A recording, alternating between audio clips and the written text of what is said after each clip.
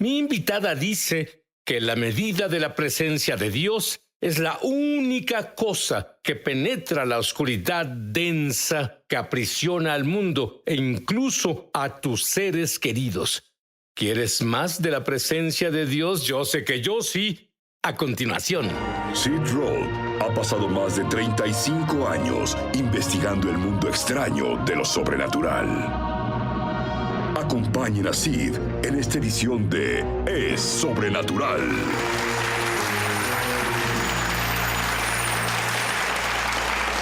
Muy bien, en 1997, Kim, tú te mudaste al área de Phoenix, a una iglesia que sería de avivamiento. Con tu esposo, ambos iban a pastorear. ¿Cómo llegaste a ese punto? Bueno, llevamos en el ministerio varios años haciendo ministerio juvenil, sí, de pastores asociados, y sentimos que Dios inspiró algo dentro de nosotros para movernos, a hacer más, por así decirlo, en el ministerio. Y por alguna serie de circunstancias y eventos, el pastor fundador de la iglesia a la que fuimos en Phoenix renunció, y nos llamó a mi esposo y a mí para ir y ser parte de eso. Y fue un momento en verdad ordenado por Dios. Sabemos eso ahora más que en ese tiempo, pero Dios nos preparaba para algo muy poderoso. Nos llevó varios años darnos cuenta de todo el alcance de la historia, pero en realidad nos preparaba para algo. Fue un jalón y un llamado de Dios a movernos frente al ministerio, y así llegamos a Phoenix. Tuve un momento que fue decisivo y excepcional en mi vida espiritualmente, y acababa de leer el libro de Tommy Tenney, En la búsqueda de Dios, y fue justo después de eso que estaba totalmente sola en el santuario de la iglesia y estaba en el altar en cierto lugar. Nunca olvidaré ese lugar. Y yo solo buscaba y clamaba a Dios. Tenía muy fresco en mi espíritu lo que había leído en el libro de cómo puedes acercarte a Dios y obtener más de Dios, y el no conformarte en tu vida. Y en ese momento en el altar, el Espíritu Santo solo llegó y me marcó, y obviamente es muy difícil articularlo, pero fue una sensación sobrecogedora de la presencia de Dios. Y supe que Él me tocó. Fui tocada muchas veces en mi vida antes de esa. Crecí en la iglesia, pero sabía que ese era un momento decisivo. Y los momentos decisivos son un impulso en la vida y en el ministerio. Y mientras me senté en el altar, dejando que el Espíritu Santo me tocara y me ministrara, obviamente tuve que levantarme en un punto. Pero lo que me gusta decir es, puedes dejar ese lugar, pero ese lugar irá contigo. Ese momento decisivo va contigo. Y recuerdo tener momentos de llanto y momentos de estar sobrecogida por la presencia de Dios. Cuando estás en su presencia y te marca así y sales de ahí, todo es diferente. Todo se ve diferente y parece diferente y suena diferente. Y fue un momento parteaguas para mí personalmente. Y ahora sé lo que Dios obraba en mí, pero en ese momento no entendía el alcance de eso. Pero Dios estaba dando impulso a algo dentro de mí para que tuviera más de Él. Los primeros años no estuvieron mal, sí, de ahí, pero después de 5 o más años comenzamos a experimentar una presión real del enemigo. Comenzamos a caminar a través de una lucha espiritual, luchas en nuestra iglesia, en nuestra congregación, ataques físicos. Mi esposo experimentó un accidente muy traumático en motocicleta que lo hirió, y ataques mentales y ¿No era la imagen que creaste en tu imaginación de cómo pasaría todo esto? Para nada. Y cuando estás en esos momentos no te das cuenta que el dolor no es por el momento en el que estás. El dolor es sobre el potencial al que Dios intenta moverte. Y no intento decir que Dios causa todo eso. Lo que digo es que aprendemos que es para esos momentos, para lo que Dios nos prepara. Lo que no pudimos ver en ese momento a través de la guerra espiritual y lo que parecía solo un sinfín de ataques directos era que Dios nos preparaba para usar un manto de avivamiento. Pero era casi como como si algo te empujara para que te rindieras, pero funcionó al revés para ti. Sí. Dime sobre el hambre de Dios. Me gustan esas palabras. Sí, éramos empujados para rendirnos y llegó un punto en el que casi. Pero había personas asombrosas que comenzaron a hablar en nuestra vida para guiarnos y animarnos hacia nuestro destino y propósito. Y creo firmemente que en esos años se puso en nosotros un clamor y un hambre y una desesperación para no conformarnos por menos de lo que Dios nos ofrece personalmente y por supuesto en los miembros de la congregación. Y era una desesperación que nacía dentro de nosotros por más de Dios y ver el avance del avivamiento. ¿Qué le dirías a las personas viendo esto ahora, que pasan por el desierto como tú lo pasaste? La desesperación que pasaste hasta casi rendirte. Diles lo que les espera a la vuelta de la esquina. ¿Sabes qué les diría, Sid? Lo que les diré hoy es no renuncies. No renuncies, sigue insistiendo. Como dije hace un momento, tu dolor no es por el momento en el que estás ahora. Es por el propósito al que Dios intenta moverte y sigue cruzando esas puertas críticas, sigue moviéndote en su grandeza, lee la palabra, entra en la presencia de Dios, hay esperanza en su presencia y podrás lograrlo, solo no te rindas porque Dios siempre tiene un futuro brillante delante de ti. Y digo, no renuncies y no renunciamos y estamos muy, muy agradecidos de no haberlo hecho. Y el Espíritu Santo te dijo algo que no esperabas. Decías, Dios, ¿dónde estás? Y el Espíritu Santo dijo, ¿dónde estás tú? Sí. Eras responsable por el avivamiento. Sí, el Espíritu Santo me dijo eso, Sid, cuando estaba en el altar en un servicio de la campaña, al principio del avivamiento, y dijo, tú eres responsable por el avivamiento. Tomé eso personal, pero también lo tomé por los miembros de la congregación. Pues entendí que tú estás a cargo de esto. Tú debes... sin falta de respeto, pero tú debes manejar esto, debes cargar con esto, debes manejar esto, debes literalmente soportar todo por eso. Eres responsable de esto. Y cuando eres responsable de algo es muy en serio y lo tomé muy en serio y... Lo que no entendí en ese momento en particular fue que pues se extendería por los años que lleva esto, en que literalmente hemos soportado todo para sostener el avivamiento. Pero es tal el gozo y es muy reconfortante ver el cambio en las vidas y la presencia de Dios manifestarse. Una cosa para la que Dios te eligió fue para preparar el camino, por así decirlo. Las declaraciones en el 2015. Sí, y tuvimos muchas declaraciones por los últimos 6 años, 2 muy significativas. Sid, fueron justo antes de que el avivamiento surgiera. Hicimos lo que llamo una declaración desesperada. Y si le damos a Dios una declaración desesperada, le damos algo con qué trabajar. ¿Pero qué es una declaración? Una declaración es un decreto para ver algo establecido, como la palabra lo dice. Entonces, la primera declaración que tuvimos fue que este día pelearemos por el manto que Dios nos asignó. El avivamiento es nuestra herencia. El avivamiento es... Él prometió que derramaría su espíritu sobre nosotros. Él prometió que su espíritu es para nosotros y nuestros hijos y los hijos de estos. Es nuestra herencia. Y la declaración fue, pelearemos por el manto que Dios nos asignó. Fuimos preparados para tener movimiento continuo de Dios. Esa fue la primera declaración.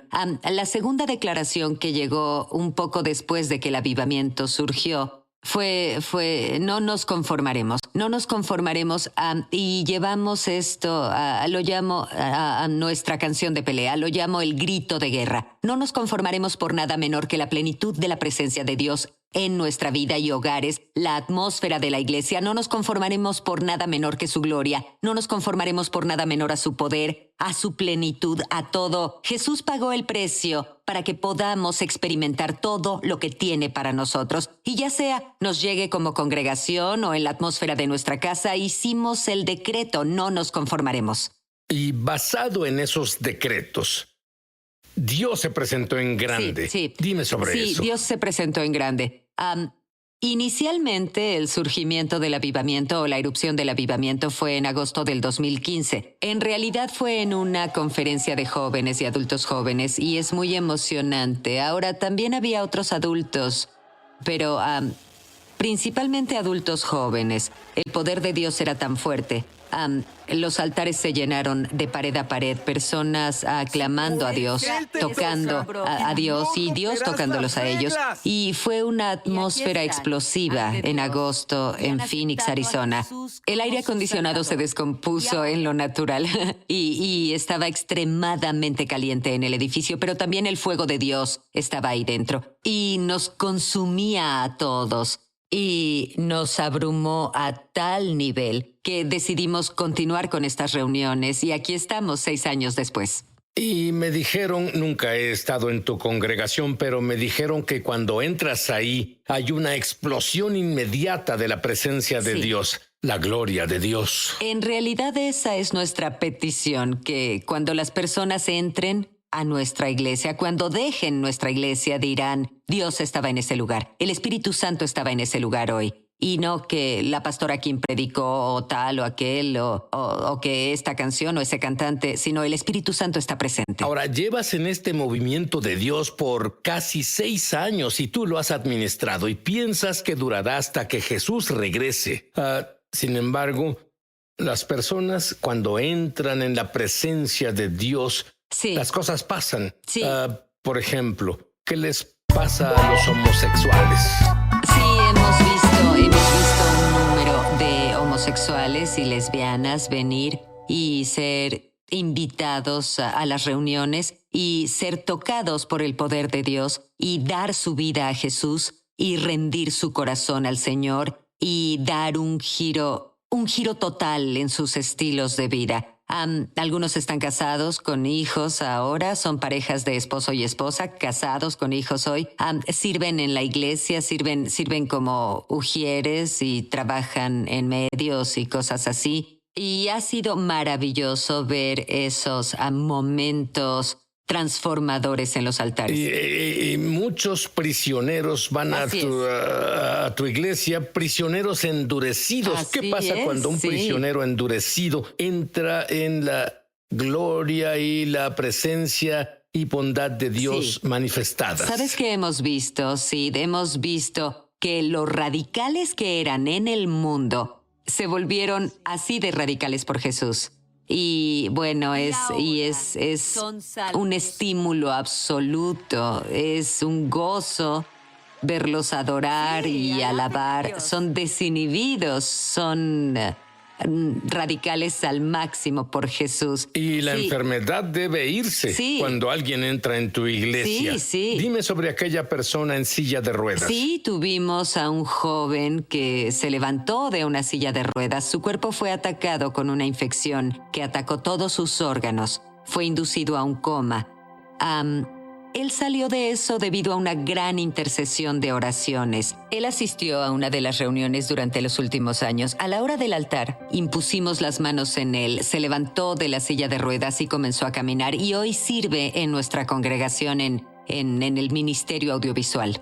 Pero hay algo que no se puede fingir. Algo que me emociona en verdad. Es lo que pasa cuando los niños y jóvenes adolescentes entran en la gloria. ¿Puedes imaginar si tú de niño, si tú de joven adolescente hubieras vivido en una congregación llena de la presencia manifestada de Dios? ¿Qué sucede con los niños? Los niños son salvados, han sido bautizados en el Espíritu Santo, se les enseña a ser intercesores, han sido educados en el entendimiento de cómo predicar la palabra de Dios, cómo enseñar la palabra de Dios, cómo imponer manos para la sanidad y para la impartición. Crecen a pasos agigantados en fe. Y bueno, una cosa que dices, ellos conocen todo sobre cómo encontrar el lugar secreto para oír a Dios. Sí. Así es, sí. Y doy crédito a los líderes de los niños por enseñarles eso, pues son muy consistentes al presentar e impartir la cultura y atmósfera del avivamiento en el corazón de los niños. Y el lugar principal donde se da esto es el lugar secreto. Y a los niños y adolescentes y adultos jóvenes se les enseña a cultivar profundamente su tiempo personal con el Señor. Y los padres lo hacen en sus casas y tienen oración y avivamiento en sus casas y cambian la atmósfera en sus casas, ven sanidad y a sus hijos orando y acostados en el suelo bajo el poder del Espíritu en casa. Hablo de sus casas. ¡Ah, qué diferencia! Porque el adolescente promedio lo último que hacen es adorar a Dios en la sala, en el suelo con sus rostros inclinados. Kim dice que no tienes que tolerar un día árido en tu vida. No tienes que tolerarlo, no más. Volveremos.